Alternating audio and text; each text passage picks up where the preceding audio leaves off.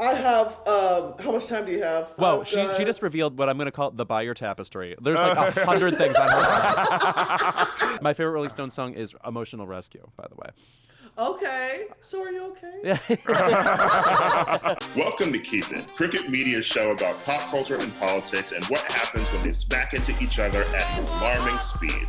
I'm your host, Ira Madison III, a television writer and Fall Out Boy fan. I'm Louis Bertel. I'm a TV writer and Jane Fonda historian.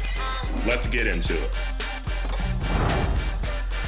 And we are back with an all-new Keep It. I'm Ira Madison III, and I am in the studio. I don't remember the last time this happened. It must have been 2019 or something. Well, we did get a bit of 2020, baby. Oh, that's true. Yes, that's correct. The whole year right. wasn't COVID. Oh, that's right. Also, of course, it was 2020. Sorry, I'm an idiot. Hi, I'm Louis Bertel. We talk about pop culture here, not memories. Sorry. Yeah. There's a whole different wall here. Yeah. I feel like the acoustics are a little better than the last time you were here, I think. I feel like I need to build a home studio. Be like one of those. You're like Kate people. Bush. Yeah. I'll produce my whole album here. I'll make Yeah. the fog sounds myself. Or at least get like the Keep It sign. That's here. Which is very different from our old Keep It sign, which used to have like our mood board of celebrities. It literally was like just a giant magazine cutout. We looked like serial killers putting together like our hit list. It was horrible. I mean, like it was cool, but it was just scary. Yeah. So I'm back in LA because I was at Renaissance last night. And this is, how many times have you seen it? This was the third time. Okay. Yes. It was her birthday show. Which is, I have to say, that's pretty awesome for LA that we got the birthday show on Labor Day when everybody had the day off. That's pretty awesome. And there was a lot going on. First of all, Diana Ross sang happy birthday to her. I saw her come out, and to be honest, first of all, I know Tracy Ellis Ross was at the show the other day. Yeah. So I should have done the math of maybe Diana's coming. Perfect celebrity to sing happy birthday to Beyoncé. How lovely. Yeah. And like there's a moment where, the music transitions into, Love Hangover. And then she easily her top 5. She comes out and she's singing it. Well, first of all, her mic wasn't working at first. But then, so I know Beyonce murdered somebody. Yeah. But then it comes on. She sings happy birthday to Beyonce. And that's just like, I love when like legends appear at someone else's show. Right. Namely someone like Beyonce, who I think is in the Oprah category of I don't love surprises. Like raising a knife at a producer. Someone was sharing like old videos of like James Brown when Prince came on stage. Oh, yeah. And then Prince embarrassing himself. Correct. Yes. Which rarely happens. Yeah. So that happened, and there was obviously a slew of like celebrities there. There were the Kardashian clan. Oh, yes. I saw Chris roll up in some bright silver number, and it was with Jeff Bezos? Yes. She was with Jeff Bezos? Yes. She was too busy looking like the $5,000 wedge on Wheel of Fortune for me to notice. She was with Bezos. Timothy was there. No. Timothy was there with Kylie Jenner. With his big clavicle? Their debut. They've been going on for a while now. Yeah. First of all, I feel like their relationship has always been like, are they really dating? Mm-hmm. And is this a PR thing? But it seems like they actually are dating. And here is also a reminder that Timothy is French and a bird. Okay? He was smoking inside the SoFi Stadium. And I'm not talking about vaping. Like, wow. Lit up a cigarette and was smoking it. Like a prostitute and a single man, like leaning against her car smoking. Yeah. And listen, when I'm on a deadline, I become a smoker. So I have cigarettes in my jeans now. I would not light up a cigarette in a stadium when you're seeing Beyonce. Yeah. I assume he was the only person smoking for like within the mile radius. Smoking in the Ace of Spades, sort of the celebrities were in a riser. Got it. So you get to see them enter, and then they were all up in like a riser, which is fine. I mean, you box the celebrities all together, but it also seems like not an amazing vantage point. I would rather be in Club Renaissance. Correct. Yes. Yeah. Though I guess you want to be seen if you're a celebrity at these things. Also, Yeah, well, we always say about Timothée Chalamet, he loves dating people who are in the realm of celebrity already. Yes. Like he dated Madonna's daughter, and he dated Kaya Gerber? Yes, yeah, right. So, this is all in line with what the personality profile I sketched of him long ago. So Meghan Markle was also there. Get the fuck out. Meghan Markle was that there. really trips me out. Yeah. You never see her. This is her second time at the show. And she went to the Eras tour too, so she's been stepping out. Also, interesting moment for her because she's secretly also on the biggest TV show on the planet, Suits, Yes. which people care about again. I watched. Why are we in this universe? Suits took over. I watched Suits when it first aired, and I loved Suits. And I feel like now people are watching it again because it's obviously on Netflix. Yeah. But I never finished the series, and I think that I might finish it now. Because at a certain point, Gina Torres, who plays Pearson on the show, she leaves and goes to a spinoff, Pearson, which then got canceled after one season. But she leaves the show, and then Meghan Markle left the show, and it really is just Katherine Heigl joins the show at some point, but I did not see the Katherine Heigl years. Mm-hmm. Allegedly, it was good. Katherine Heigl, a formidable screen presence. We forget this about her. And the 5 credits I remember of her. Did you just see recently that a clip from, I think, 27 Dresses went viral? Where, again, because her sister gets mad or her sister wears her mom's wedding dress, but she cuts up the wedding dress, and she goes, "Oh, but I left the rest of it for you," and there's just a pile of scraps. Like, this is a serial killer. Who would do this? Was this going viral in a Reddit "Am I the Asshole" thread? Sort of, yes. I mean, right. It was certainly an AITA vibe. Yeah. Well, Meghan was stepping out solo. Oh, interesting. Oh, right. The rumors are swirling. The rumors. Yeah. Someone was saying that the rumors weren't true because a friend of mine said the rumors can't be true because they're out there in the media saying that they're in love. And I said, isn't that what every celebrity does? Right. No, it has to be official before they make the announcement. Which I was just thinking about if that were to happen, if they consciously uncoupled. Mm-hmm. What that really means for either of them. Sure. Because Harry doesn't seem to want to be a celebrity. No. But he wanted out of his family. And he needed the push. So I don't see him returning to the fold, as it were. Yeah. You know? He podcasted for a second. I don't know if that means he wants to be a celebrity. You can't see a podcast, so it's sort of like being a celebrity. I think you see all podcasts now. That's true. Look at us. Wow. You sound like a tech guru. Every podcast is video now. Right. And they all go viral online, and people are just wearing the little headphones. And now we just watch people with headphones all day. Speaking of people breaking up, did you hear that maybe Joe Jonas and Sophie Turner are on the rocks? Yes. And did you hear who reacted very loudly in the comments about this story? Wait, who? Octavia Spencer again? No. Marion Cotillard responded with a huge no. What stake did you have in this?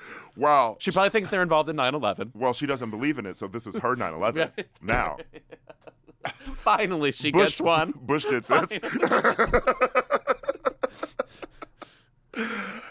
They definitely have something going on, and he definitely did something. If only because the breakup news happened, and then immediately sources were talking about how much time Joe Jonas is spending with his kids and his family, which means someone's PR is working overtime. Oh gosh! All right, nefarious. Yeah. I mean, it's a strange predicament to find Joe Jonas interesting. I mean, whatever. Just like I've always been more Jonas. I guess he is actually. Yeah, and also probably the funniest one too. The funniest one. Yeah. The hottest one. Yeah. The tallest one. Yeah. He's got it all. There's the shortest one. No, wait. Nick. Who's the one that's on claim to fame? The Kevin? other one. Are there 4? It's like Kevin, and then like Zeppo 4. Jonas, the There's one we don't 4. hear about. Kevin wouldn't be on claim to fame because we know Kevin. Yeah. You're saying there's 2 Jonases we don't know? We know Kevin. I think there's just 4. All right. I think there's 4. I sound like a very bad Jonas Brothers fan. Yeah, right. I promise I love them. So who else was at the show? There was Kerry Washington. Oh, okay. Noted Keep It guest. Yes. Walked past me. You know what? She was a really good Keep It guest. She was a really good Keep It guest. And Jump Scare in Club Renaissance, not in the celebrity section, turned around and Lizzo was behind us. Whoa. Singing along. I imagine she was hidden behind several fans. No, she was literally just standing there. I think elevated, maybe not directly in Club Renaissance, but leaning over the Club Renaissance section and just singing along. Wow. The energy around her must have been so spooky. Yeah, it was very funny because there was a certain moment, and I believe it was around Cuff It, where people sort of were looking around, and it was like, what is going on here? And that's when I realized that Lizzo was behind us, and people were glancing over. Jesus, I really feel, first of all, I didn't see the Renaissance tour, so what's wrong with me anyway, but the sightseeing really does feel second to none. You forget that a concert is going to bring all these people out. Like, Especially literally, LA. what else would, you know? Yeah. Like, maybe a chance encounter at LAX sometime, you know? But, like, otherwise, unless you're at, like, the Four Seasons Hotel during junket season, where you might see literally Paul McCartney walk through the lobby, as I did one time, when else will you see these people? Yeah, and LA is also where people were complaining a bit because LA got, well, the big three songs, which are All Up in Your Mind, Thick, Drunken Love, the Dubai vocals. Not Stand Up for Love, the 2005 World Children's Anthem by Destiny's Child, which was first on their greatest hits. I always think about that. Why did they do that? Their worst song first on the greatest hits. They got those songs that she did not include in most of the show, except for Atlanta one night and then Stockholm when she opened the show. But every LA night got those three songs, and people were mad about that because, one, of course, LA did not do the Mute Challenge very well. And could you imagine LA ever winning a Mute Challenge? I have to say it is asking us to do the one thing we simply are not capable of doing, which is shutting up. In fact, it's rude. I think that mostly, too, because LA concerts are constantly full with people who are just going because they get a ticket, they have money, they have to be there because it's the thing to do. That video that Tracy Ellis Ross posted of her doing the Mute Challenge at the show, there's literally just two girls behind her having a conversation.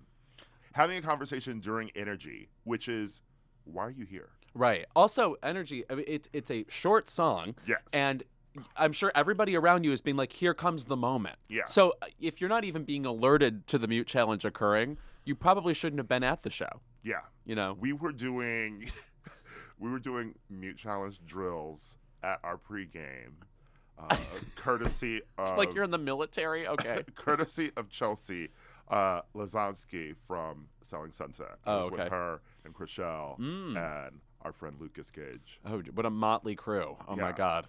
Yeah. A selfie-friendly crew. Access Hollywood was outside. Oh, yeah. stalking Mario me. Lopez knocking on the door. Sir. Other than that, I think, Kendrick Lamar also came out. Oh, my God. That's amazing. Yeah, they did America Has a Problem together. Ugh. Also, his mic was not working at the beginning either, so I know that there were dead bodies after that show. Beyonce just on stage, like punching her fist into her hand, looking off. It was maybe my favorite of the ones I've seen. She was she's just very happy this show, talking to the audience a lot. In the beginning, when she does Dangerously in Love, she was thanking her fans, thanking her family, thanking her husband. This is so Janet behavior. I just want to thank the fans. Everything they've been, all the shit we've been through. She said, for every tear, every fupa. Get out. Yeah. Oh my God, fupa, taking me back. She unveiled some look last night that was gold and blue with the hat. That was maybe my favorite look I've seen of her on this tour too. Yeah, the looks have been insane. So, I don't know. I'm very happy. She's getting good at this. Yeah. Yeah. She's got a future. It's pretty crazy. She's definitely on about her 24th or 25th year of recording. I mean, it's like, if you think of someone like Elton John, that's when he would have been getting to like, Can You Feel the Love Tonight? I mean, it's just like she's been around so long She was thanking us for being with her since 97. Yeah. Since, It's get on the bus. Yeah, literally. So when she emerges, songs that are around are like, Come on, Ride at the Train. That's how long she's been around. Yeah. Okay, who else so that's from 97 to now, Yeah. which is about 25 years. Yeah. Who else around 25 years? What were they doing? You know, I mean, Madonna? like first, it might be. So that would have been after Evita, but before Ray of Light. Okay. Yeah, but that's maybe it's around the time when Robin is emerging as like teen Robin. Okay. You know, but it's like it's before literally almost everybody else. Who I mean, what else? I mean that's a very Celine Dion Titanic soundtrack time. Okay. Okay. Yeah. I mean, Michael died. Right. He didn't get 25 years, did he? Oh no, well, Well, of course I he guess did Mike because he's Jackson a vibe. yeah, Jackson and vibe. he's a child entertainer. Yes, right. Yeah. And Janet, what era is that? Oh, so that's right before. That's right as she's doing Velvet Rope. Okay. So, yeah. I think that feels more akin to sort of where she is. Because Yeah. Renaissance feels very Velvet Ropey. Oh yeah. Oh, and For her. in terms of 25 years into 25 Janet's years. career. Oh. Oh, I see. Well, that's hard because like Janet has all those albums like Dream Street that we forgot about. Yeah. But 25 years into Janet's career, that would have been after Discipline. That would have been Okay. after, you know. So she's coming up on like the 20YO era, I believe. Okay. Yeah. Yeah. And still doing, obviously, like it's insane that someone is still producing music like this, commanding an audience like this, Right. 25 years into their career. I have to say, she and Taylor are kind of like this, where every album, it's like they're just accumulating more fans. Like they add another pack of fans who maybe are connected to their new sound, but they don't lose any fans. Yeah. You know? Well, some people ain't into that gay shit. Right. And some people are tired of Taylor's versions. Oh my no! Again, I've given her a blueprint for where I want her to go with this, which is steal other people's albums. Well, next week she's probably going to release Sour, Taylor's version. Oh my God, love it. She wants those Olivia Fair. Yeah, those rowdy teens. All right, shall we start this damn Oh, all show? right. Yes. Much as I enjoyed that recap, yes. We have Brittany Broski here with us. She, I think, I was watching Brittany Broski videos. One of the most immediately engaging personalities I have ever seen on YouTube. Yeah. Ever. It Yeah. takes you 2 seconds. You're like, oh, that's my friend. We're friends. Yeah. And we're YouTubers, so we know. Right. Oh, yes, that's right. This show is on YouTube every week. Famously YouTubers. Right. Famously YouTubers. Although they did not like you calling those kids awkward in Wait. bottoms. Wait, I'm sorry. Oh, yeah. Girlfriends, they were. Some people don't like small talk, Lewis. That's literally one of my pet peeves of all time when people don't like small talk, as opposed to heavy talk. Tell me the talk you'd like to have. Sometimes you have to discuss the weather. It's weird today. I want heavy like a first day period talk. Oh, see, now we're back into Janet discipline era. Yes. So we got Brittany. We're going to talk about, I don't know what the fuck we're talking about this week. We're going to talk about music we've been listening to. We're going to talk about what we've been watching. And how peculiar it is that we're getting all this new pop music like this week when like baby, it's September. The summer just happened. Yeah. It's like releasing new Christmas music on Christmas Eve, right as it's the Christmas season is ending. It's like, girl, I don't have time to be off book. I can't go caroling with this. Which, by the way, All I Want for Christmas Is You started trending, and Mariah tweeted, "Too early. Cut it out." Oh, I love Imperious Mariah. Love it. She's like, I'm not promoting this shit right now. It's not even Halloween yet. Even though they feuded for a long time, Mariah does have that Madonna thing of step the fuck off. Stop. Yeah. You know. I wonder if they like each other now. At this point, I mean, I would say time heals all wounds, but, I think Madonna likes to keep open wounds. It keeps her fresh, keeps her, Yeah. lively. Yeah. Anyway, we'll be right back with more Keep It. This summer was all about Renaissance eras. Ice Spice. Enjoyed her, yes. She's been spicy. Mm-hmm. The ice has been spicy. Too spicy for white people. That's right. Yeah. You like ice mild. Ice chips. Cholula at most. Yeah. There's been a lot of other music happening. So what are we listening to? Let me open up my fucking Spotify because Okay. I don't remember anything. No, but I do feel like there is a constant new stream of pop going on right now, which is exciting because, as you know, we basically, unless you count Padam Padam, and I do, I'm wearing the necklace, there was no song of the summer. Like, we didn't really have one. Maybe Flowers by Miley Cyrus, but that definitely came out before Is the that summer. a Padam Padam necklace? Duh, official merch. Oh, yeah, I had $25 on hand. I bought a Kylie K necklace during the disco era. Oh, uh-huh. Yes. Which, as you know, is my least favorite Kylie era. Is it? Yeah, I just think is it really disco? None of it was really disco. Okay, well, here we go again. Lewis family deciding what is disco and what is not. That's why Jesse Ware won't come on this fucking show, bitch. I'm sorry, one of my hobbies is gatekeeping. Yeah. You know, my least favorite is the one that you liked, Golden. I think that's also, I like that album because it's not really country. It's just styled like country. It's like Madonna's music album. She's just being wistful. Yeah, right. Oh, yeah, it was very romantic. Speaking of Madonna, well, first of all, This Kylie released Tension. podcast should be called Speaking of Madonna. Kylie released Tension. Yes. And I love seeing old bitches fight. And by old bitches, I mean gay men. Yes.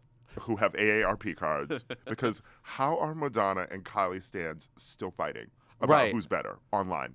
And also, I mean, they clearly have coexisted for 100 years. Yeah. There's famous shots of Madonna wearing the Kylie Minogue shirt. Kylie Minogue has talked about how she's a big Madonna fan. There's just no reason for us to fight. I really don't even think there's clips of them being shady to each other. Never. Because Kylie can't even be shady. I can think of one time somebody said, maybe Kylie was on Watch What Happens Live or something, and they asked her, what do you think of Madonna was sporting some weird look at the time. It wasn't the grills, but something akin to something like that. Missed that era. Yeah, right. Well, it's ongoing, let me tell you. And Kylie goes, I'm not a fan of that. But that's as close as she gets. She's too sweet and really, the word I would use to describe Kylie that I think doesn't go for many of her contemporaries and younger is fabulous. Like, people are not really fabulous anymore. Like, Adele's kind of fabulous, but Kylie like is more Azalea effervescent. Banks. Say what? Yes. Bring back fabulous gay men. We're not fabulous. Yeah, you're right. Well, again, we lost Audrey Leon Talley, and now we're at a fabulous deficit. So, yeah, the gays were fighting about Tension because people were saying, because Madonna stans were saying, nothing that Kylie has produced will ever be as good as Erotica even. So Kylie fans should shut the fuck up. Okay. I don't know about that. I think there's some stuff that's on par. I think Body Language and Fever are up there with some of the best pop music ever. I would also say about Fever, completely flawless from track to track. You would never shut off any of those songs. Right. Whereas I would say on Erotica, there's a couple I actually would skip. Where Life Did you begins. do it? Yeah. Did you? Yeah, a skip. That sounds like rap music from exactly that year. Like when everything sounded like the Teenage Mutant Ninja Turtle soundtrack. It sounds like she was at home remembering Tupac and was like, let me just find the first rapper on the street to just say some. Let me take a rapper in. Just say some nasty shit on a track, and look, I'm Lil' Kim. Yeah, right. What year is Erotica actually? 92. So it's before that. Pre-Lil' Kim. Yeah. So Big Kim. Yeah, Big Kim herself, Madonna. The first female rapper. Yes, Madonna. right. And in some instances should have been the last. if you've heard some of her rapping. Speaking of Lil' Kim, and I did an extended essay on Lil' Kim that is in my book, which I finally finished. Oh my God! Look at you writing things down on a computer. I've been talking about this shit for 2 fucking years. I've Wow. been writing it for 2 fucking years, but it comes out in June. My God! All right, Yeah. Jesus Christ! I'll host a Q&A with you at some Barnes and Noble and get accusatory. I love that. Okay, good. Like, I'm not going to be talking about this every day when No it's coming kidding. out. Pre-order my book. I'm going to sound like Dan Pfeiffer. He's always writing something. I feel like he has 70 books. He's good at seeming pissed. Pissed, We don't do pissed well here. pissed, but like happy, like a rye pissed. Yeah. Very, very young Biden. Yes. Rye pissed. You know who does that well? The English. Okay. How did we get to that? Oh yeah, so you're talking about Lil' Kim and I'll talk about Tension quickly. So Tension is the second single from the same named album by Kylie Minogue. Thank God. Yes. I was so sick of Padam. And also, I was sick of this album not coming out. Finally, we're in the month this album comes out. We've been anticipating this for months and months and months. Padam, I would say, is good in a ringtone way. Like, oh yeah, I remember the hook. Yeah. I would not say it's among her best songs. Padam, at least, first of all, Kylie is very much leaning into a persona and sound that I'm going to call Siri sex tape. Just an electronic voice being like, horny, like that's her whole thing right now. But the song is very magnetic, very danceable. Maybe my favorite single of hers since at least Say Something, the first single off Disco. I was actually talking with a friend about how Kylie's second singles tend to be better. Oh, interesting. Magic. Oh, even though I prefer Say Something. Okay. I Was Gonna Cancel. Love that song. Very forgotten album that I think actually has gained something over time. Get Out of My Way. Oh, I much prefer that to All the Lovers. Yeah. Totally. Yes. In My Arms. Is that after Can't Get You Out of My Head? I think that's after Two Hearts. Oh, sorry. The X era. Yeah. Yes, yeah. Yeah, Two Hearts I don't love. Yeah, and then Red Blooded Woman. Oh, fuck yes. Slow is amazing. Slow, I think, is probably her best single Yeah. song. So And In Your Eyes. great song. I think, obviously, Can't Get You Out of My Head is amazing, but In Your Eyes is actually my favorite Kylie song. Also, this is just living proof that she's not a one single artist. There's always, Yeah. also, she's one of the few people that really is preserving the art of the pop album. You know, like her and Carly Rae Jepsen and Madonna to a certain extent, and not the last album, but like really, it's always a full package. You would never listen to a Kylie Minogue album and not like 5 of the songs. But there's a lot of new pop music going on this week. How do you feel about "Single Soon" by Selena Gomez?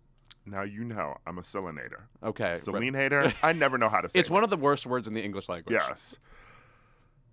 I'm not a fan. Interesting. It's okay. It doesn't feel like a return to form. It feels like it belongs on the last album to me. Yeah, it feels very.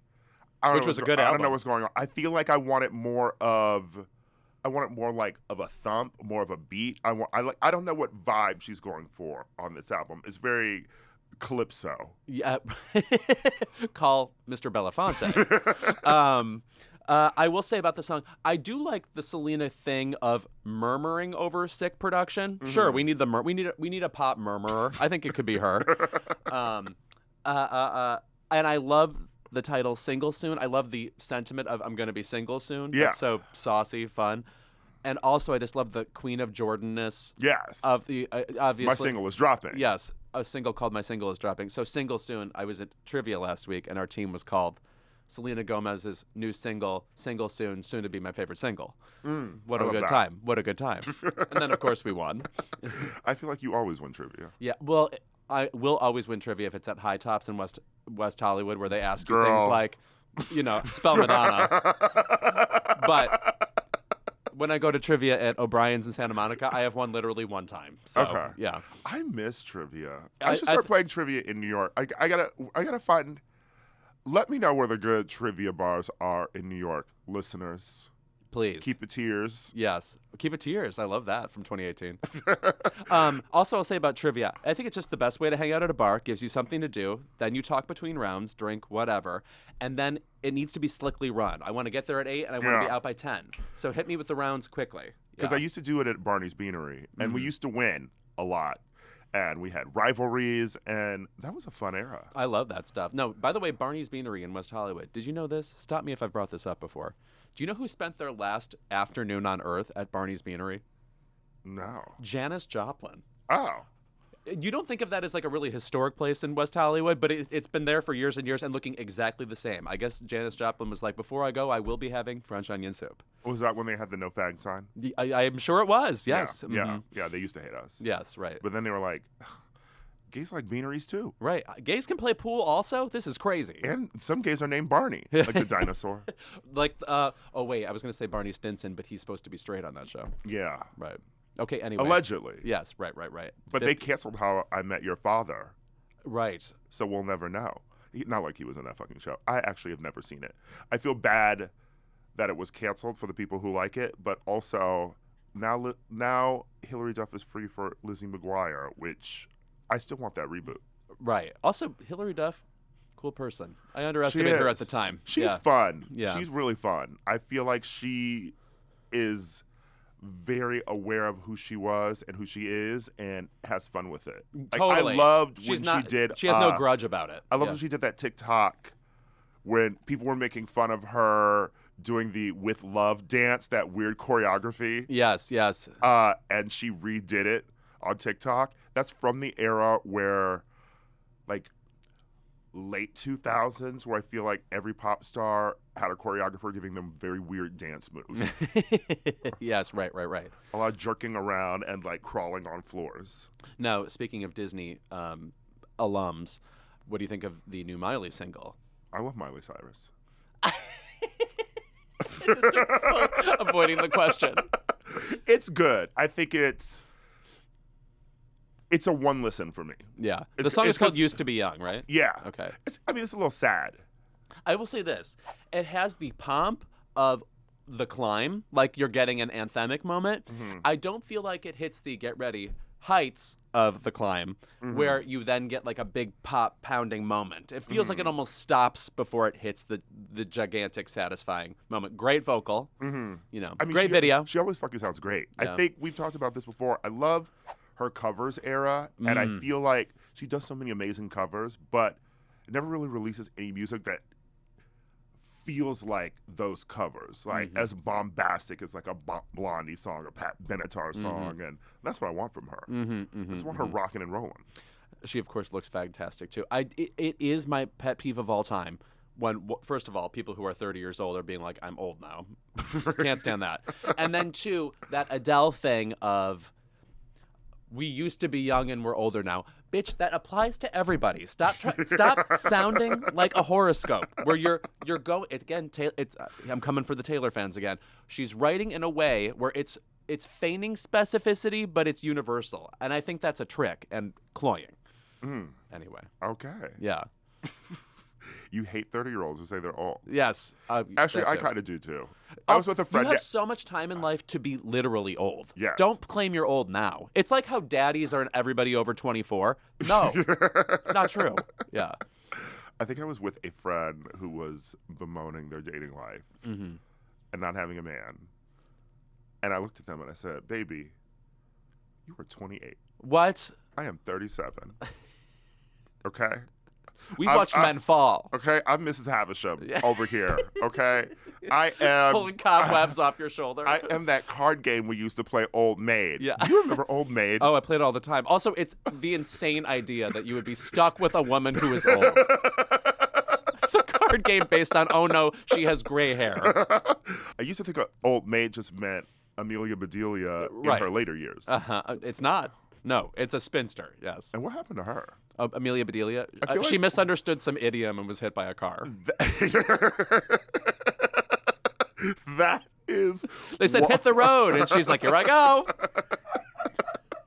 She is one of my favorite pop culture references that Oh, I of don't course. think is relevant anymore. No one Gen Z is going to know who the fuck Amelia Bedelia is, but you make that reference and at least a millennial will sort of laugh. That and the original Amelia Bedelia, Penelope Pitstop, Oh, yes, right. always being kidnapped. The Wacky Racers, right? No, nobody knows that show anymore. Hanna-Barbera is kind of, I guess there's still Scooby-Doo knowledge out there. But yeah, but Jetsons, Flintstones are dead. Yeah, right. You It know, sucks. White Women in Peril. Yeah. No one wants to watch those cartoons anymore. I would think Gen Zers would at least appreciate that Amelia Bedelia was snatched. Oh, Please, she was the very apron skinny. tied up, motherfucker. Yeah, Yeah. that's why. Do you like a fit? That's why the bitch was clumsy. Yes. She couldn't breathe. Yeah. She was hungry. Yes, right. One of the hungriest children's literature icons ever. Written by Peggy Parrish. I remember that.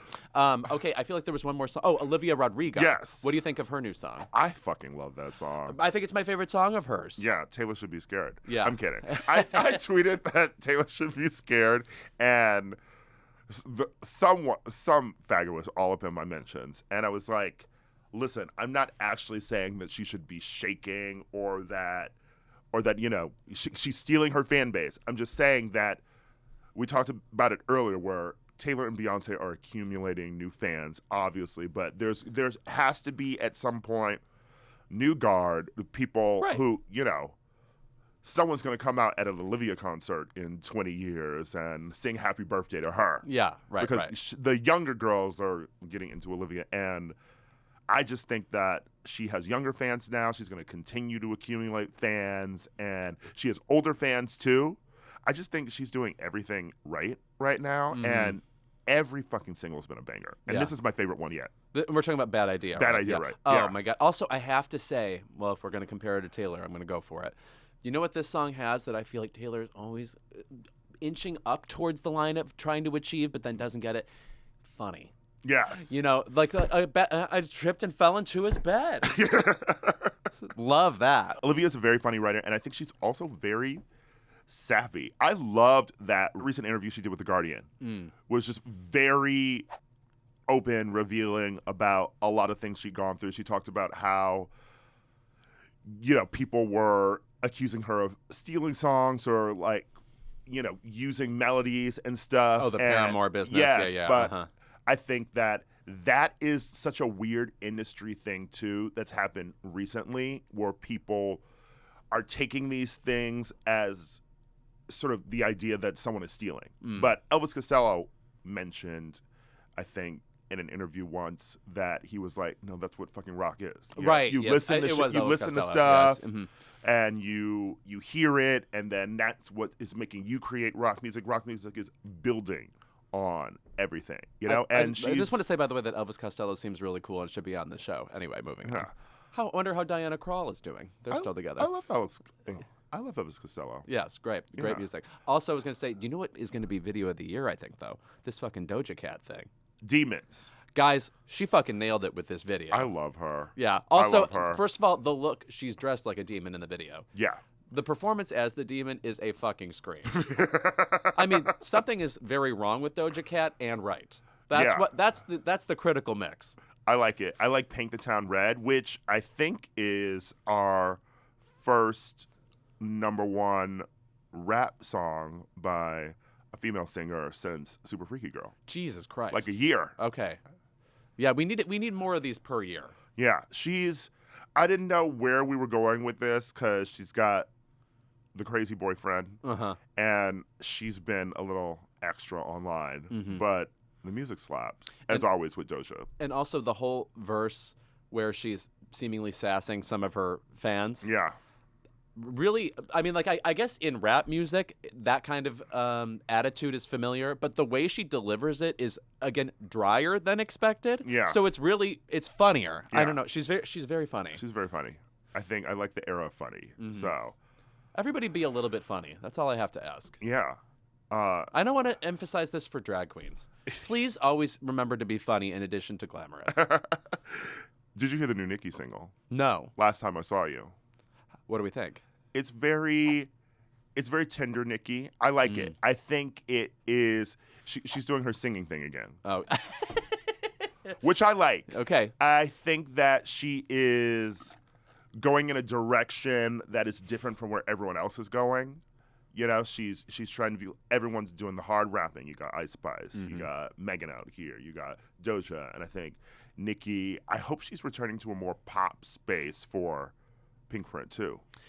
Oh yes, which I love the album cover. The album cover, it's yeah. giving XCX World. Yeah. It's giving.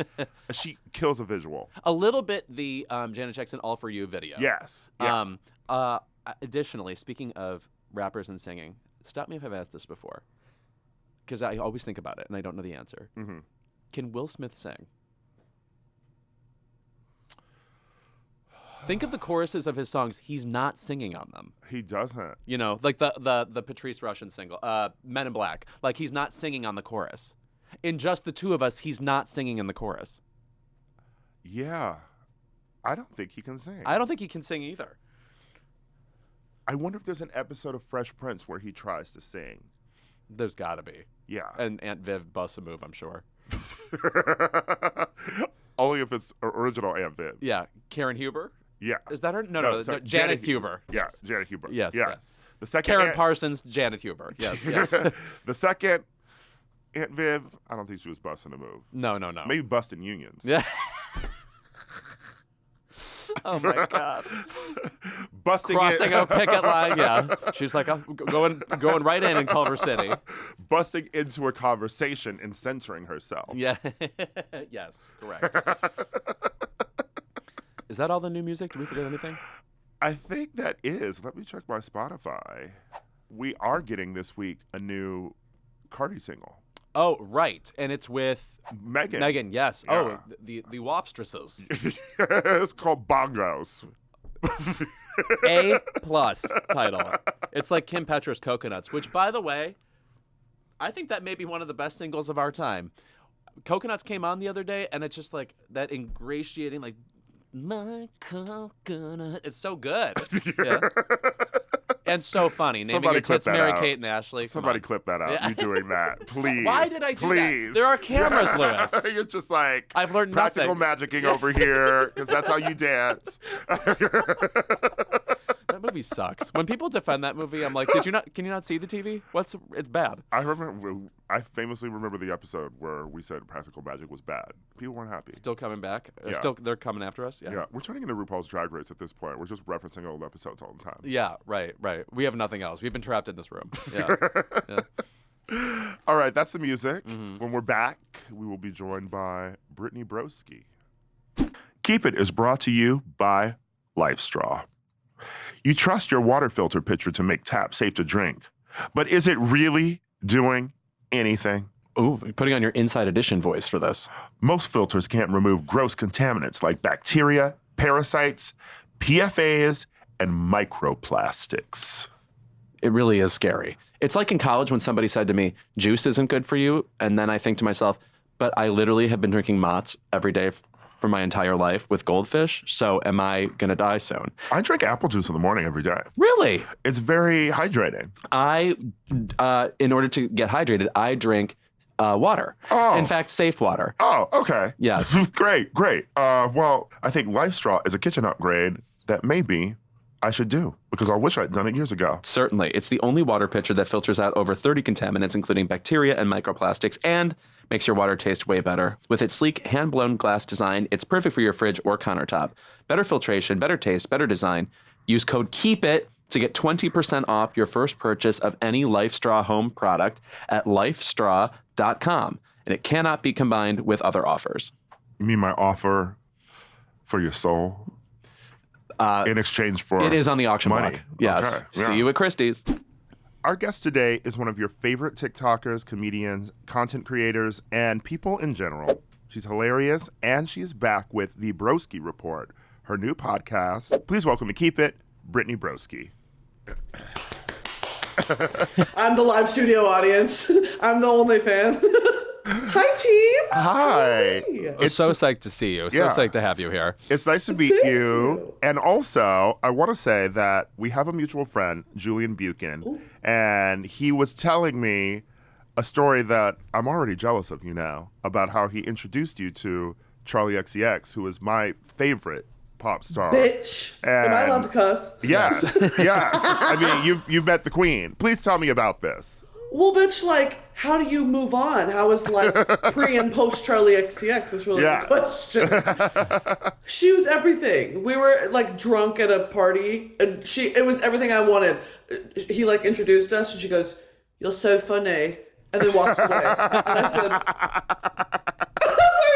this is like if I met Obama, bitch. Like, I don't... She's my Obama. I don't give a fuck. No, she asked me for a cigarette once outside of Akbar, and that was the only time I've met her. Peak. You peaked. Yeah. I just watched another interview with you where you're talking about how it's actually daunting to meet all these people that you're fans of who obviously know you from your work. And, like, are there interactions where, like, you kind of, even if somebody is totally nice, you wish they could have just stayed in the fame sphere? Like, you didn't have to actually get to know them? Yes, literally. It's a weird thing, too, because it's like, when you're such a fangirl and, like, these people's art means so much to you, it's like the last thing you actually want is to be like, "Hi, I'm Brittany." You know, like, oh, you're a real person. Like, I don't ever want to make that connection. And it's weird how often it has happened. And it's been a very strange thing to grapple with because it's like, I have tattoos for some of these people, and it's like, I don't want to know, like, you know, your eating habits and, like, how you wipe your ass. I don't need to know that. Like, I just love them so much. It is weird, you know, to think like, oh, they're working a job in the creative industry just like we are. Like, it's very strange. It's also probably weird, like, you know, because you're a performer or whatever, it's like, it's not even like they're meeting you and thinking, oh, this is a fun person. They're in a way thinking this is a colleague, right? We're all entertainers together. So it's a little bit like there's something, it's just not as fun. Like, you're coworkers, so to speak, you know? Yeah, I hate it. So hope that answers the question. Okay, good. Now, that is always a weird sensation. It reminds me of, I was reading an interview recently with Ayo Adebre, and she talked about how she was at, I think, the Tribeca Film Festival, and someone had introduced her to Robert De Niro, and she was excited to see Robert De Niro, and Robert De Niro clearly doesn't know who the fuck she is. And she actually said she shocked him by being like, you can actually go talk to someone you want to talk to now. It's okay. You don't have to entertain me because you don't know who I am. Oh my God. No, that's weird too. You have to act like you know everything about every person. It's like, that's not possible, girl. She's so real. She's so real. Also, a question I have about you is I'm realizing like you came to the fore in 2019, which is not long ago at all. You're extremely popular. And I literally want to know, is it almost kind of depressing to be able to become successful that quickly? Like, oh, that's all it took? Like a couple of years of work? Well, you know what? This is actually an interesting conversation because especially when it comes to traditional comedy, which I've done like live shows and things like that. I've tried stand up. It's not my passion and purpose in life. It's fun, but it's like, for the people that do stand up, I have a lot of respect because it's a true art form. Like crafting of type 5, hey, you might as well be like carving something out of marble in my eyes. Like, and in the comedy scene, like the traditional comedy scene, I know that there's this weird power imbalance of like these people who have had to, wait tables and like take ticket stubs at the door. They really resent the people that are coming from online and like have a built-in audience. Like they really resent it. And it's jealousy, of course, because it's like they've had to grind for 5, 10, 15 years for something that I could easily do, in a year just from TikTok success. And that is a weird, like, you feel like you don't deserve it. And that's definitely the imposter syndrome, of course. That's something that I feel like every creative kind of goes through. But yeah, it's weird to be like, what did I ever do to deserve that? To deserve millions of eyes listening and watching. It's very dystopian when you kind of think about it. And even, the concept of TikTok, I get to walk me through what it's like for you when you are making content, because obviously you make content that is, you can make sponsored content, you make content that's just for yourself. Do you enjoy making TikToks all the time? Do you enjoy watching them? Or are you sort of like, it's work for me now? Well, the thing is I have a crippling addiction to my phone. So from that, the best content I make is born from when I'm sitting on the toilet. And in that sort of sense is, I'm tapping into my creative tank, so to speak. So I think like I enjoy making content most of the time. There are times that it feels like a chore or like, hey, the last thing I want to do right now is be funny. Because there's that weird misconception online of like, if you're a funny person, you're always happy and you're always funny. And if you're not, it's like, well, what do you mean? Like, are you ungrateful? Like, and it's like this sort of dog pile thing of like, guys, I'm having a tough time. It's like, shut up. And I get that because it's like, what are you complaining about? But it's a very strange thing to not want this, not to come from a place of like, I want to be famous. It's like, I was just kind of making videos to make my friends laugh. And then the B side of that is like, what do you do with all that attention? It's kind of daunting. It's like, as a creative or a funny person, of course I love attention because I like to make people laugh. But there comes a time where it's like, oh, fuck.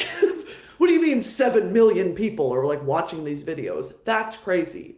So yeah, I think that, especially when it comes to the sponsored content, in the very beginning, I was like, oh my God, how is this real? Like brands are reaching out being like, I love what you're doing. Can you incorporate our product in just what you're doing?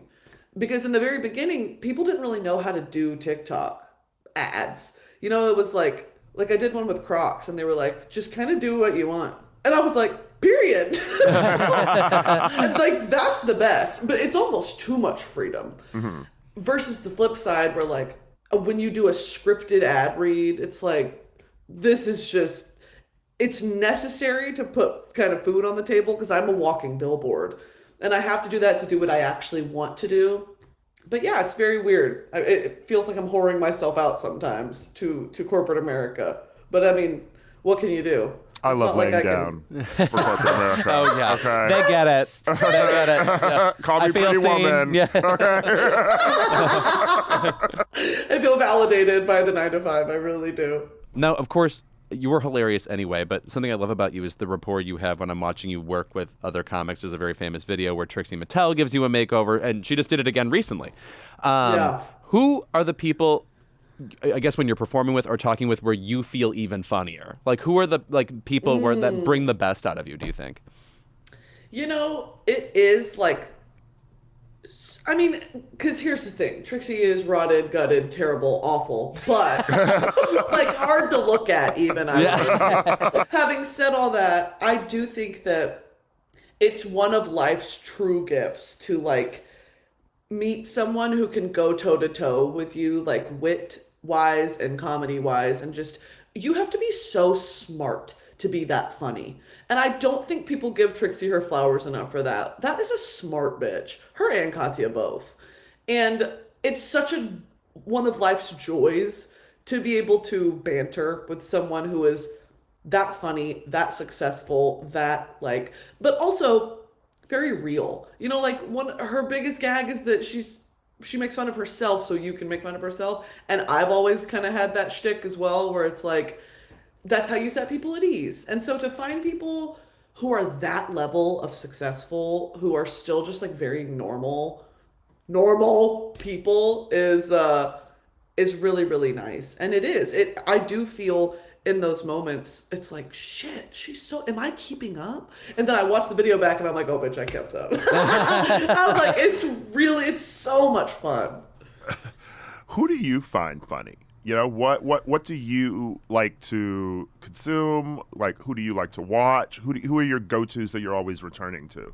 Well, I grew up with, like, that's kind of one set of people, and then another set of people is kind of, it's more so the content I watch, quote unquote, on like YouTube, because I don't really watch like Netflix stand-up specials and stuff like that. I think that a lot of the time it's kind of antiquated, especially the subject matter they talk about. It's like, I don't find one night stands funny. Like, I really don't. Like, I've heard about it, girl. I think that is the main vagina. I think that is the main challenge of stand-up, is finding topics that we have not talked about 25,000 times. That's very hard. Yeah. Trans rights. Yeah, there we go. Yeah. Mm-hmm. I mean, but like an original take on something as well is like, you know, you're very right. I grew up with, honest to God, and this is, I hate to admit it, a lot of men. It was like Jim Carrey, Steve Carell, and not even like those comics, but like just funny men in Hollywood. Like Ocean's 11's one of my favorite movies. And that's like George Clooney, Brad Pitt, Matt Damon, you know, that sort of like, just, they're really witty people. And I grew up and I was like, I can do that. And so that's kind of my main inspiration. And then, of course, the gay community and my gay friends kind of in middle school, high school, college really were the only ones that could keep up with me, and I could go toe to toe with them. And it's sort of this flow of comedy and information too, of like, I'm making you laugh and you're making me laugh and we're learning from each other. It's just a beautiful thing. And so to come out to West Hollywood and meet these bitches, and it's like, they're so funny. It's like, it's every day they're very inspiring for me. So like, a lot of the Drag Race girls, honestly, are some of my close friends, and that's crazy.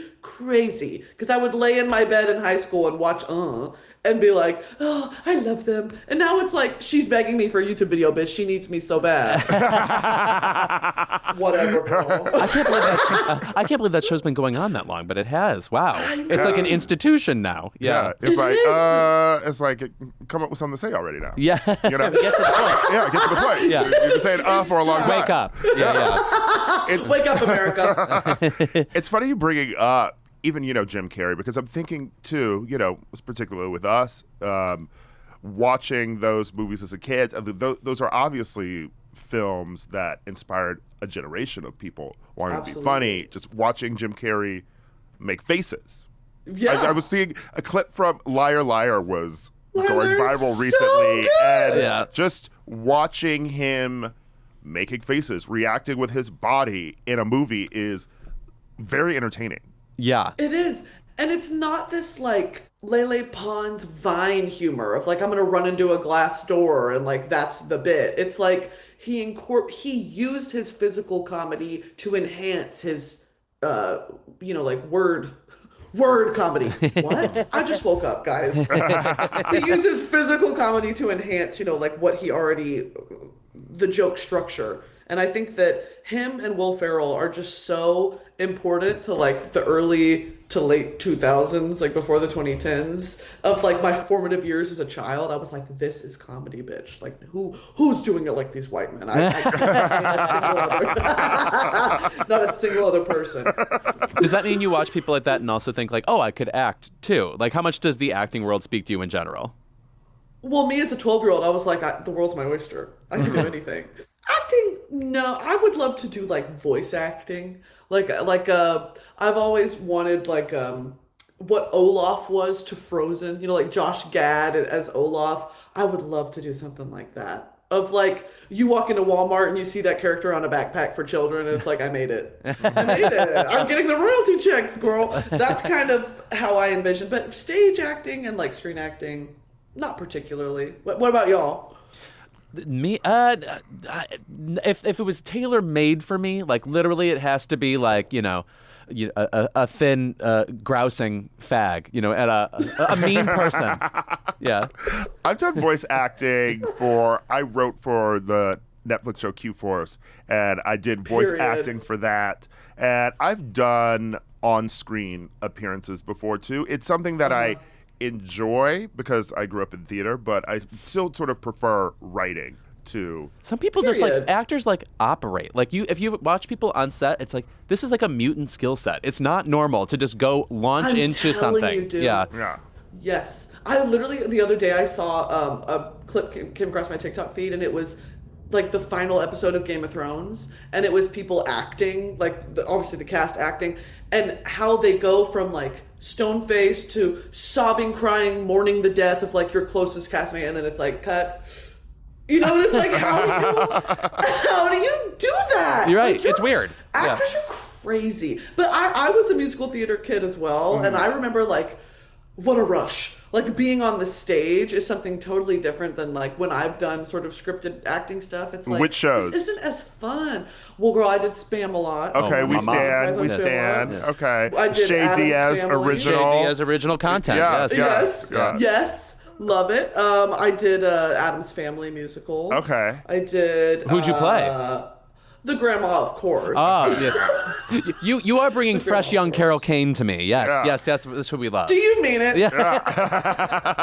Thank you. Yeah. Stop. Yeah, it was a lot of fun, and then we did like serious ones like The Crucible and shit like that, but I wasn't. I'm like, this isn't lighting my soul on fire. Yeah. I fucking hate The Crucible. I don't like it either. I don't like the Daniel Day-Lewis movie either. It is boring. Yeah. Arthur Miller, he's got a lot of flops. Yeah, that's true. Okay? A lot of flops. And he wrote a lot of goddamn plays. That's true. Okay, yes. busy fucking Marilyn Monroe and just writing awful plays. Well, and she put him on too. She no sure one gives did. a fuck about Okay, Arthur Miller, girl. baby. Okay, you actually, but from that era, behind every male playwright is a like starlet Bombshell. who put them on. That's right. There Yeah. it is. Period. Yeah. Also, I want to say you're one of the few people I can think of who you truly have a stage name. Like, and like I would like Yeah. But like, okay, Broski. I understand that that's like a familiar, like the way you would call someone like jabroni or something. Whatever. Heterosexuals, they have fun too. But like, how did you arrive at that name? Because it's so right, and yet I don't think to myself, oh, it's obviously like here's a TikToker with her cutesy name. Right, my alias. Please, respect my privacy. The real story, and it's not funny at all or whatever, is it was like 6th grade, and it was my Twitter handle. So I was like 11, 12, 13 years old, and I was like... Tweeting at 13. What's something... Oh, I've been on the internet for sharing my thoughts for way too long. My original Twitter handle was JB Lova Forever, Justin Bieber, of course. And then when I was like, we're in middle school now, girl, it's time to get serious. And so I came up with Brittany Broski, like bro, like exactly like you said, because I wanted to fit in so bad. And now, I just kind of never changed it, and it's proven to be this like really nice sort of, not character, but a persona I can slip into and still maintain, like my government name on the side. And it's honestly like the biggest blessing that 13-year-old me, I was thinking girl. I was like stage name. Now, did you consider legal action against Billy Eichner for bros? Yes, right. How targeted did you seem? Yeah. I can't talk about it. We're in negotiations. Thank you. Wow. Yeah. Thank you for being here. Oh my God, Brittany, what a pleasure. Yeah, you're Thank you guys. delightful. Oh my God, y'all are so fun. I love that we've both met the Queen, Charlie. So we're and I bonded for see life that now. Alien Superstar T-shirt. Oh, thank you. bitch. I was at the show last night. Oh, And I don't want to like overwhelm this with Beyonce talk, but like, We can. I was. were you Club Renaissance? I was Club Renaissance. Got my wristband on still. Oh, period. And it's not coming off. That's going to smell like pickles by the end of the week.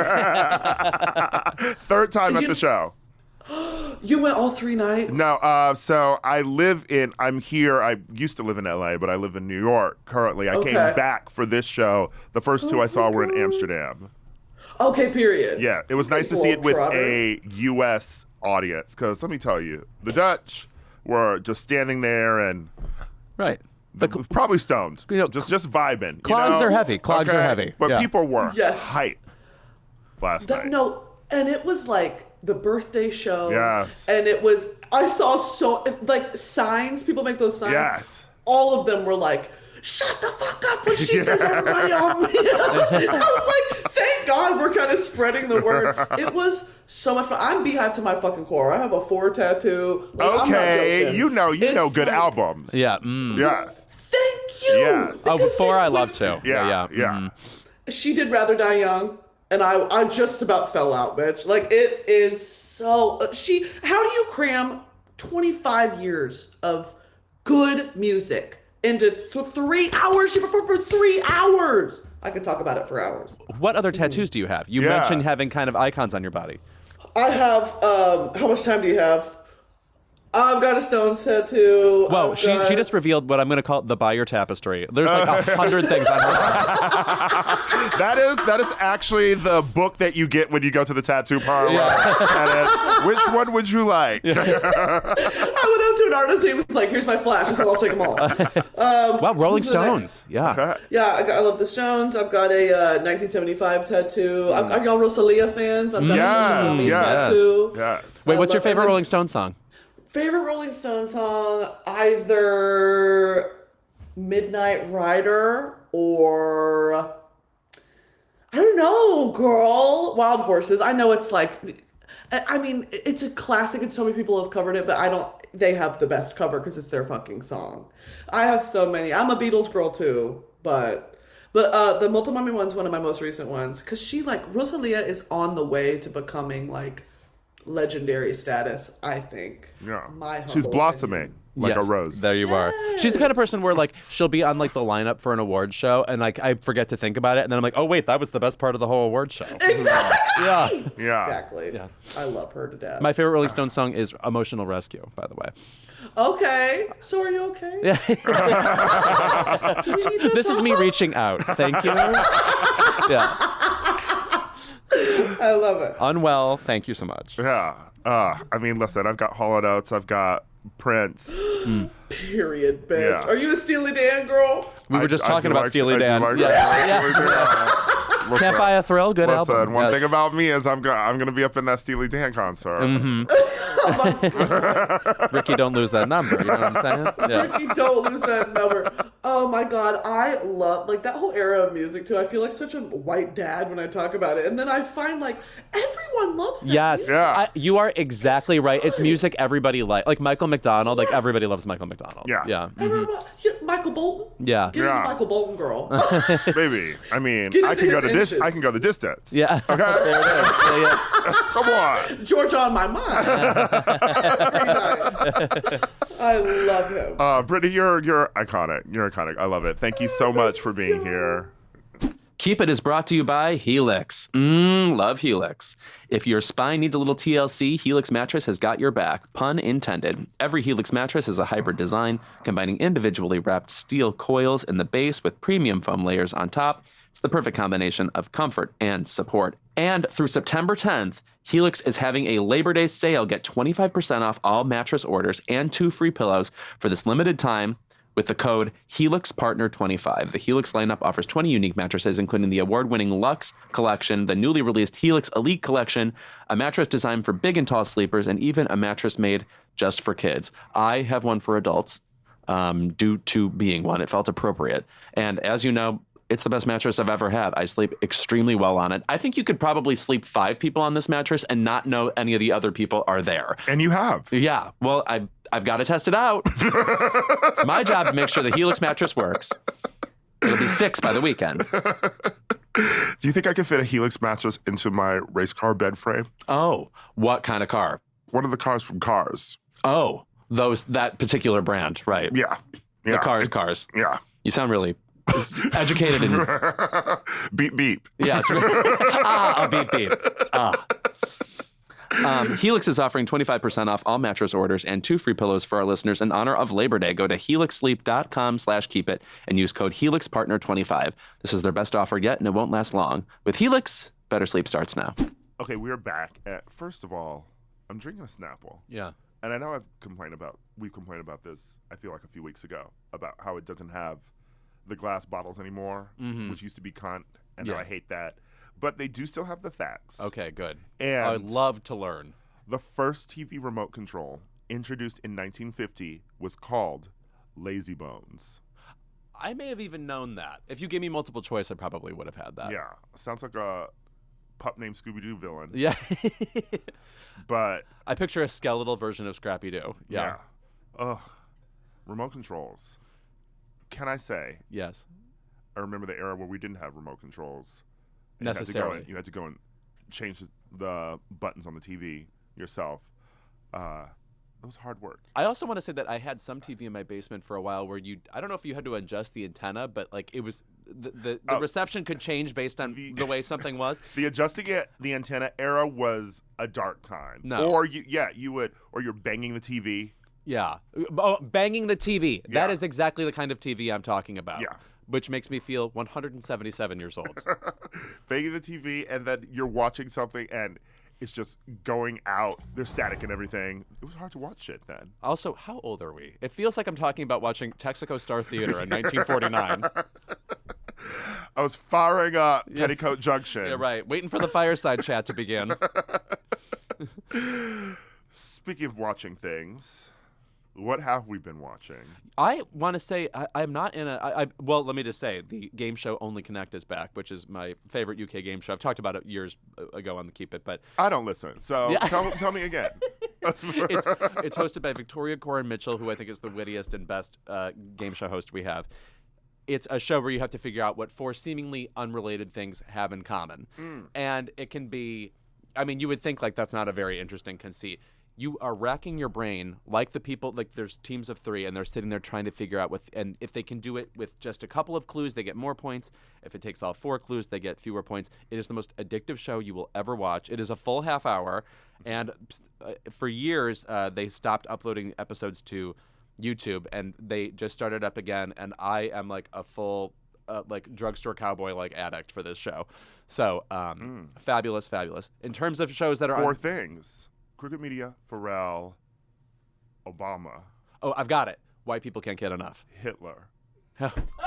Nailed it. No, those are the 4 things. Okay, You have to figure out how they're connected, and I will reveal it later in the show. Oh, my God. I'm solving. I'm only going to get 1 point since I need all 4 clues. That's a little tease. Yes. All right. I hope it's fashion.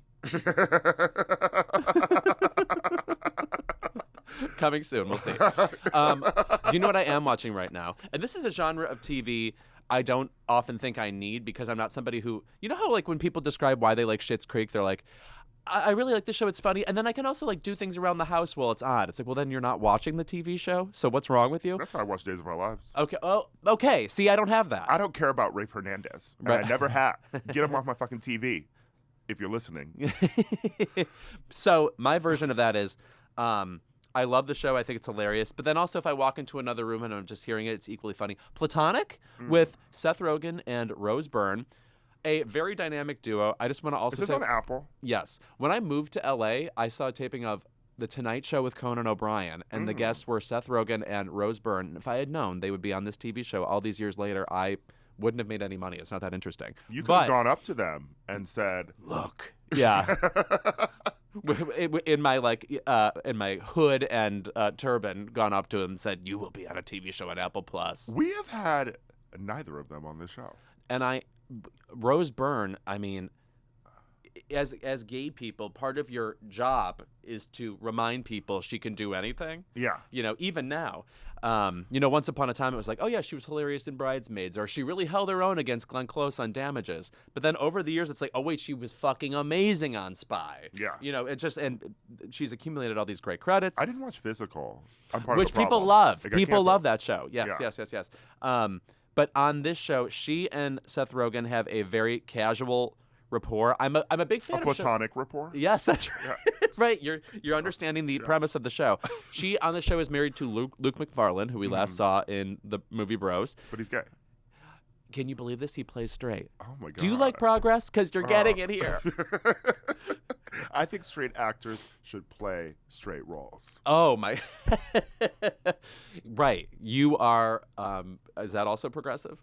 I think so. Yeah. I think that's reverse. They think that's. I'm like. I'm third wave. I'm third wave gay. Okay. Progressive. Sure. Yeah. Gloria Steinem is kind of disowning you a little bit. Yeah. All right. Seth Rogen also.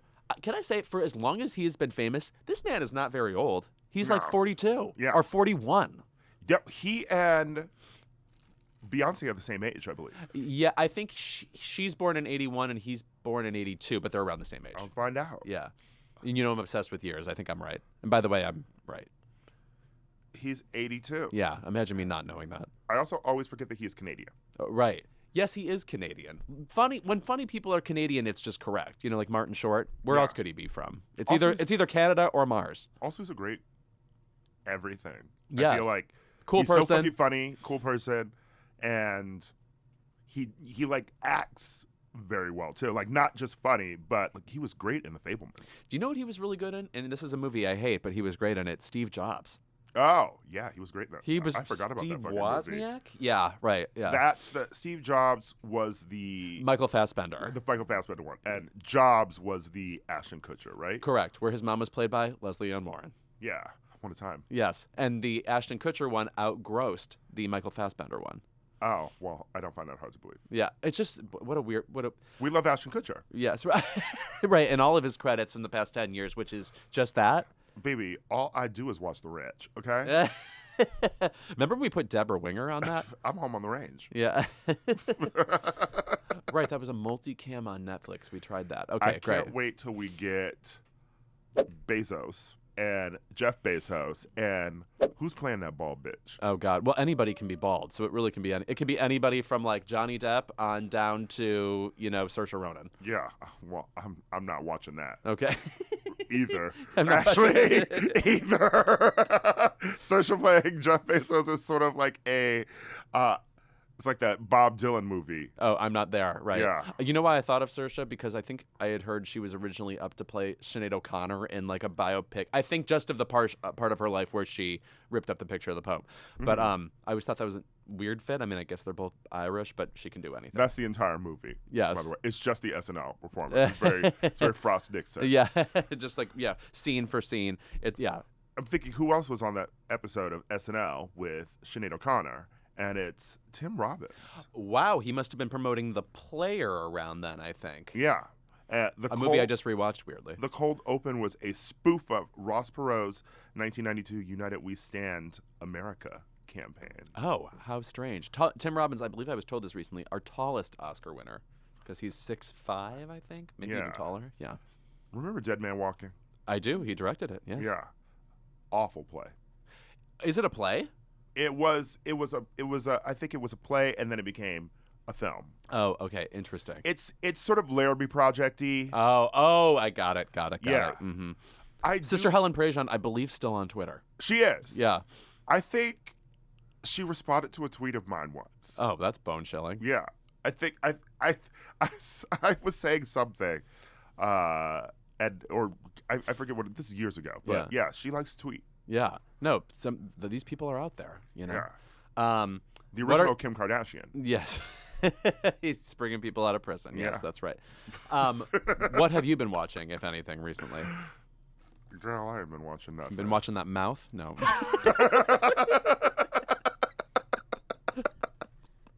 Okay, Gran. Yeah. Yeah. I watched, I was on Delta coming here. And God, I love watching things on planes. And Love I was it. picking a film, and I was going to watch You Hurt My Feelings. Oh, yes. Good movie. Yeah. But in the B+ range for me. But Yeah. instead, I watched Guardians of the Galaxy Volume 3. Oh, well, a classic double feature. Yeah. A one feature. First of all, Delta was getting me drunk. Oh, you I don't passed say. out twice during the movie. Oh, that's glamorous. I did like the movie, though. But Uh-huh. I passed out twice because I was drunk. I put a photo of this on Twitter, but it was giving very Blockheads, this old restaurant in New York, which closed. They served me a glass. They served my drink like this. Oh, like you're at a resort. Yes. The little Grey Goose bottle is upside down in the glass. In the here. glass, Yeah. yes. So I was lit. They were like, by the way, you won't be. You'll be asleep soon. Yeah. It may as well have been a hypnotist who came and gave you a drink. I liked it. I liked the movie. I think that it got me out of Marvel's flop era, which has been in, and I had a good time. It's very emotionally manipulative. No, wait. Is The Flash Marvel? No, baby. What's going on here? Girl, I can't put them together. They're all wearing spandex to me. The Flash. Oh, I did watch The Flash, by the way. Finally.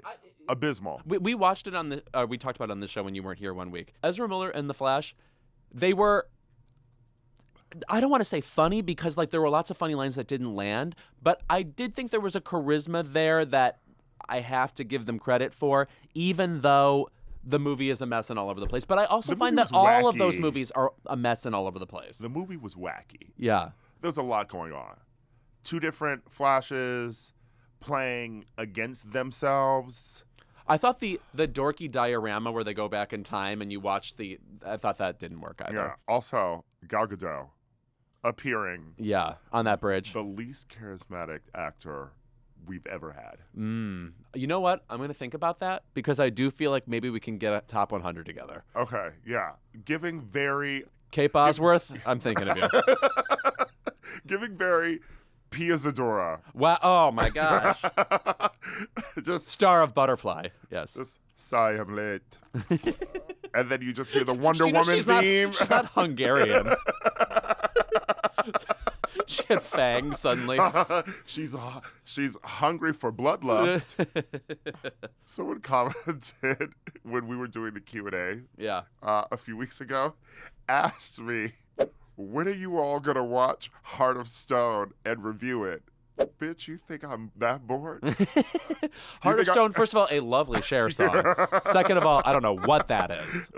That Gal Gadot film on Netflix. Oh, got it. Right. I don't want to watch that woman act. That's in the category of movies I'll never see, like The Gray Man. Yeah. Although I will say, I like The Gray Man. Oh, yeah? That's something you would watch. Yeah. And then I hear about it a little bit, and I'm like, good for him. I will say, though, that I am looking forward to that Snow White adaptation that she's going to be in with Rachel Ziegler, because I feel like that is going to be a mess. That is going to be to borrow something from our past, a hot mess. Oh, sure. Yes. By the way, I know people got flipped out at Rachel Zegler. I don't know if we talked about this on the show. I like her. Excuse me, I like her, and also what she said was, I wasn't attached to Snow White. It wasn't that interesting a story. Guys, it's not. Listen. People are flipping out. Into every generation, an Anne Hathaway is born. And I think that people are doing to her what they did to Anne. Because making fun of her at first for not getting invited to the Oscars and then tweeting about it and then getting invited. They're also sort of mad at her, I guess, because she was in a film with Ansel Elgort, which, who cares? Yeah, right. He's around. Great movie. Oh, you mean West Side Story? Yeah. Yes. Uh-huh. Unfortunately, I thought he was good in West Side Story. He was great. Yeah. He's always good. I don't know about that. Baby Driver? He's pretty good in that. When people dance like that and it's a lot of shuffling, I get nervous for Caucasian That's people. what you do? Yeah. I mean, not like that. No. I would say the piano scene in Big has a little bit more rhythm than he did in that movie. Penny Marshall has more rhythm than he does. That's fair. You sort of dance like Uma Thurman in Pulp Fiction. I'm a little bit more. Well, first of all, it's very hips and ass oriented. I make friends easily, is all I'll say. What else? Oh yeah. Are we watching? Oh yeah. Have you seen any TV show in the past? Whatever. Besides Days of Our Lives? No. And Big Brother? That's all I do. Oh yeah, Big Brother. Big Brother is on. Yeah. Oh, that is why I have not watched anything. By the way, Big Brother is on constantly. I also forget that, by the way, Big Brother really replaces Drag Race for us. It becomes the all-consuming reality show we take in, and like it's all you're talking about with people, and you meet up with your friends to watch it and stuff. Let me tell you something. Cerie Fields, her son Jared, sucks. He has like He's fallen a loser. off when we were endeared to him because Siri, who is a Survivor legend, now playing on Big Brother, and immediately capable of playing this game, like really operating well, making the right alliances, telling her son when to shut the fuck up, and her son is in the house, and most of the house doesn't know that they're related. Yeah.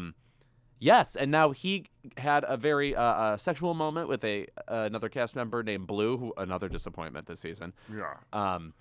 But yeah, go through the reasons he blows currently. They had sex, which is whatever. Yeah. But leading up to that, he kept asking her about her body count, which is a thing that straight men do apparently. And it does not involve people you've murdered. No, I don't like words. Mine's 3. Words like body count. It's very. I don't mean to say this glibly, but like incel world, I hate hearing about shit like that. Yeah. So asking about that, and he also said the R word in the house. Oh God. Oh right. My favorite word, actually, raconteur. Remember the raconteurs? Oh, first of all, the band. Yes. Second of all, in like 2010, when like every celebrity actor joined Twitter, the 5th thing in their profile would be raconteur, and it's like, Jane Lynch, tell me one time you've told me a story. Tell me one time. Like a fancy word for it. I'm on the television. Yeah. Yeah, he said, the R word slur, and which is interesting because we had a cast member already eliminated for muttering a racial slur, the main racial slur. Yeah. And now there's questions about what should be done about saying this word. I would say they're not comparable, and he should just apologize. But yeah, because one of them, is an insult for me, and the other one is just what I am. We'll let the viewers decide. You left it up to choose your own adventure. Yes, Jesus Christ. How about you tell me? It's important. It's important You to cancel decide. yourselves sometime before you speak. But yeah, no, I mean, like, I will say Big Brother is this weird show where, like, sometimes the season just straight up doesn't matter. And then other times, like, an alchemy occurs where more people get involved and you have to watch and you're impressed by the gameplay. And I think there's enough going on that this is one of the more solid seasons other than Siri's son sucking. And Cameron, who is creepy as hell and obsessed with America. Another cast member. America, the country, Yes, the country, yeah. and also America, the cast member. Yeah. It's giving BB16, where I believe Caleb was obsessed with Amber. Right. Yes. Oh, And she he wasn't sucked. into him, and Yeah. she essentially just got voted out because of that. Right.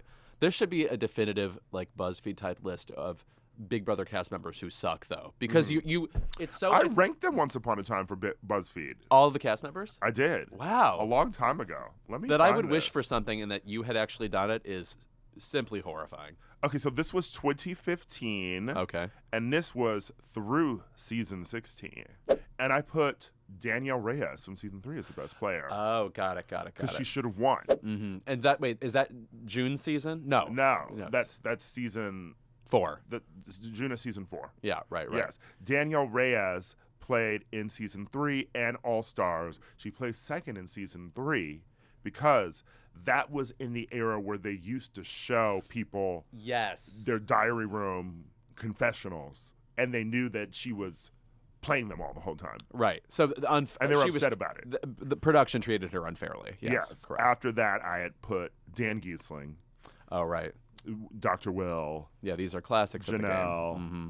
And Janelle, who never Danielle won. Donato. Yeah, Yes. Danielle Donato, who I've hung out with 2 times. Lovely. Yeah. Loved her. So Yeah. much fun. Her father, demonic. The worst. Yeah, Yes. demonic. Never want him spoken of again. Ever. Yeah. Yeah, he's like Mr. Mixelflake. Oh, God. That's a Superman reference. Yeah, I needed to not ask about that. He's Marvel. Okay, I'm sure. Yes. Brandon Routh, fellow University of Iowa alum. What happened to her? I would love to know. Remember the show Partners with Michael Urie? Yeah. He was on that. Mm-hmm. And so was Nene Leakes. Mm. No, she was on The New Normal. The New There were Normal. 2 gay shows at one time. Yeah. Yeah. Then we stopped that. Mm. Yeah. Anyway. That's what we're watching. Any other recommendations? Can you believe we host this show? They got to stop us. We will be right back with our favorite segment of the episode, Keep It. And we are back with our favorite segment of the episode. It's Keep It. Lewis, Yes. I'm going to let you go first. Oh, my God. One of the nicest things you've ever done or said. My Keep It this week is going to be brief. And it is in keeping with, I think, my past 4 Keep It's or something. Keep it to the phrase spooky season. Motherfuckers, go. I do not want you to say spooky season to me. What does that mean? It's Spooky just season. Yeah, see, Spooky season. I'm getting mad. From like September 1st to October 31st, we've adopted this phrase for, I guess, the anticipation for Halloween. Number one, I just don't anticipate Halloween that much. I find it more stressful. The preparation for it, I find stressful. And I just want to say about the Renaissance tour, too. How is it stressful? You have 3 Halloween costumes. That's what I mean. That you cycle through every year. That's what I mean. Like, You're going to be Christopher Robin this year? I avoid the rush. Or a baseball player this year? Or a Street Fighter character. That's it. Those are my 3. I just want to say, first of all, so I find getting ready for Halloween stressful. I have to say, looking at the costumes for Renaissance Tour, I know people sort of like ragged on certain people for looking cheap or whatever. For the most part, people fucking brought it to that tour. Yeah. I mean, not only did you have to have a look, you basically had to have an outfit concept. Yeah. It wasn't just, oh, I'm putting on like a good-looking dress. Like people had like, anyway, I just think that was a bold undertaking for the entire world to get into the Renaissance tour and look amazing. So Thank you. Congrats to them. Yes. Thank you. Yeah. Thank you. Oh yeah, you did go, didn't you? Yes. Yeah. All right. I hate when I accidentally compliment you. But anyway, yeah, spooky season, it reeks of immaturity. It reeks of it's too cute, it's too cloying. And also, let's just confine Halloween to October. And also, by the way, September is a summer month. It is. Still is summer here. is. You walk outside, it is summer. You would not know it from every person on Instagram doing their last of summer grid posts. Baby, summer September 21st. Yes, please. Earth, Wind, and Fire. That's why they said, do you remember? Because the girls don't remember. They've been saying it for years, but they don't know. Turn it on. It was the first song about long COVID. Like, the girls don't remember what's going on with September. Speaking of that, by the way, did you know that in that song, September, which goes, Badia, said that you remember, Badia, Dancing in September, they had always intended to put words there, like Badia, but it sounded so good, they just let it go. So anyway, it's like you're listening to a rough draft of a song that they just stuck with. An Ava Max song. Yeah. Speaking of Earth, Wind, and Fire, they are on Victoria Monet's new album. And when we were talking about new music, I neglected to bring up Jaguar and Jaguar 2, her new album. Fucking amazing. Oh, I great. love the song On My Mama. All Right is a great song. She's a good singer. Also, Earth, Wind, Good and singer, Fire, good for them. performer. Yeah. Young singer. Yeah. You're getting into the Aretha compliments now. All right. Earth, Wind, and Fire get around. They've been on a Meghan Trainor album.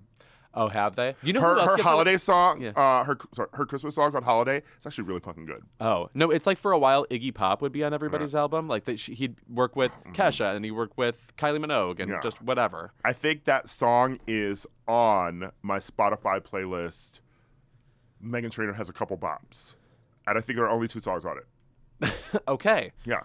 No, I was just thinking about, did I bring up Bonnie McKee recently? She has a new song called Hot City. Bonnie McKee is the songwriter who, red-haired girl, and she wrote lots of Katy Perry songs. She wrote Dynamite by Tayo Cruz. She's sort of like this generation's Kara DioGuardi or something. But Dynamite by Tayo Cruz. Yes, but like hits, right? Not my jam, but somebody's. She has come back. She had great songs years ago, like American Girl. She had an EP with lots of great songs like Wasted Youth and Easy. She has a new song called Hot City that I fucking love. It's like if classic Katy Perry were back. That's what it's like. I've been to her home twice. She's never been there. Good home? She lets great home. Yeah. People who are friends of her throw parties there, and she's not there. I feel like she was friends with Sam Lansky, and I would see her through him sometimes. I'm like, why Love am Bonnie I McKee. at Bonnie McKee's house and she's not here? What's going on? Yeah. Weird. Bonnie McKee, I've been in your home.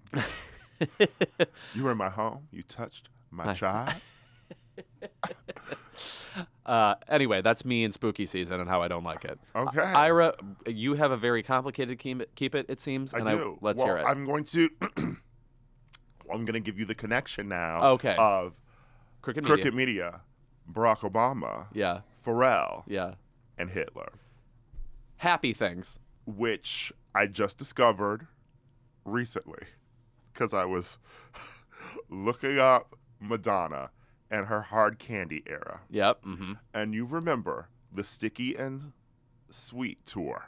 Yes. Where she does the jump roping and stuff. Yeah. Yes. And then you remember her song Give It To Me. Yes. Where she has the Get Stupid, Get Stupid. Anyway, during the Sticky and Sweet tour, the Get Stupid video caused controversy in the political world as it showed then Republican presidential candidate John McCain alongside pictures of Hitler and Robert Mugabe.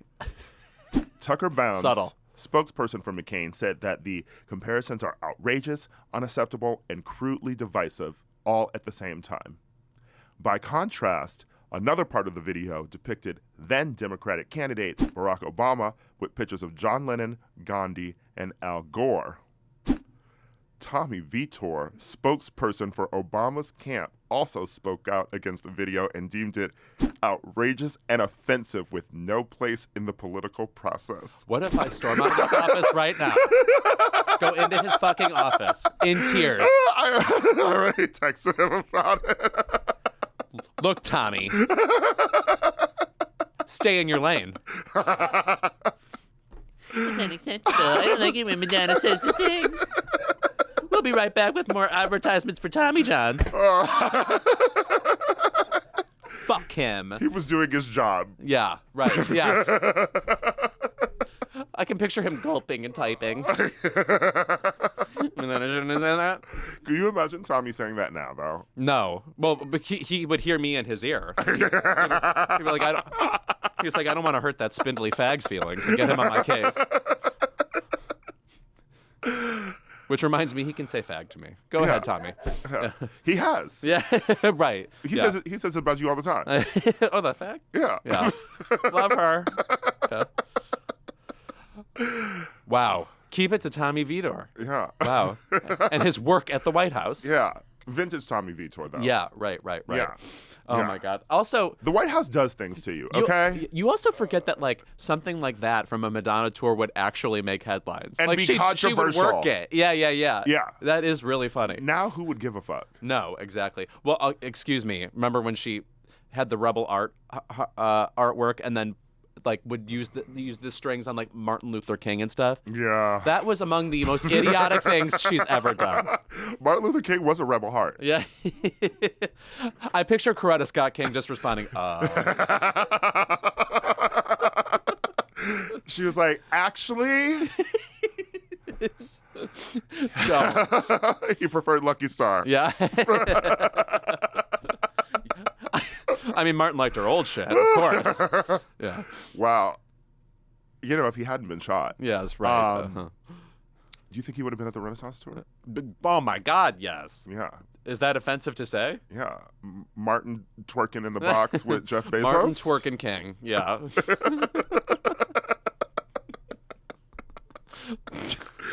What is wrong with this podcast? Can you go back to New York? There's actually It's safer when you're there. That's actually the dead zone. Yeah. You know, Right. someone saw Martin Luther King Yeah. with Jeff Bezos Yeah. twerking Yeah. at the Renaissance tour, and they said, "I gotta shoot him." Yeah. It all makes sense now. Yeah. Tommy's gonna blow up my phone tomorrow. Yeah, right. You guys, have haven't seen her in a minute. Oh, I did an extra episode of Crooked Stuff for whatever, the Patreon or however they make money here, and that was that was fun. You're talking about Peanuts. Yes, right. Yeah. Oh, yes, I was. Yeah, Yes. Snoopy. And I was scolded for not being supportive of Marcy in her. There's a new Peanuts special about Marcy. Guys, I don't want to see Marcy up to anything. Is she the dirty one? No. That's Linus. No. She's the one who looks almost dirty. She, Glasses? Yes, right. She wears glasses. She's Yeah. Peppermint Patty's little friend who's always like, "Sir," yeah, yeah. Which is a pretty good bit, I do have to say. Yeah. Non-binary icon. Right. Marcy. Potentially, yes. Potentially. Yeah. Yeah. They're working it. Yes. I haven't thought about Peanuts in a minute. Peanuts is still around.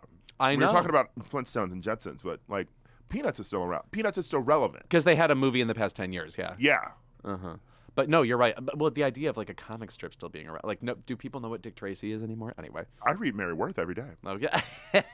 Rhymes with orange. We speak your name. Let me tell you what she was up to last week.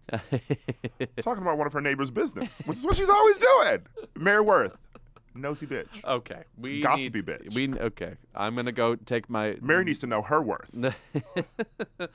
I'm gonna go read Doonesbury and get out of here. That's our show. Thank you to Brittany Broski for being here. And next week I will be back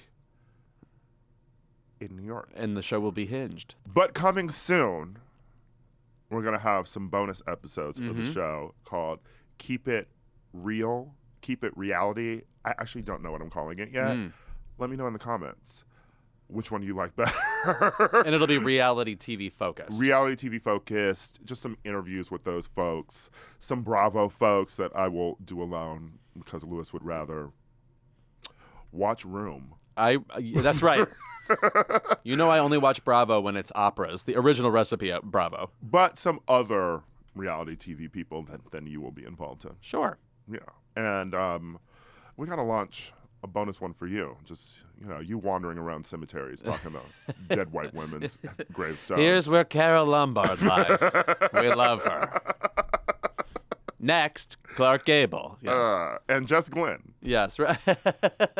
Jess Glynn. Yes, of course. Famously dead. Yes. Yeah. What happened to her? I killed her. Oh. My body counts 4 now. We'll see you next week.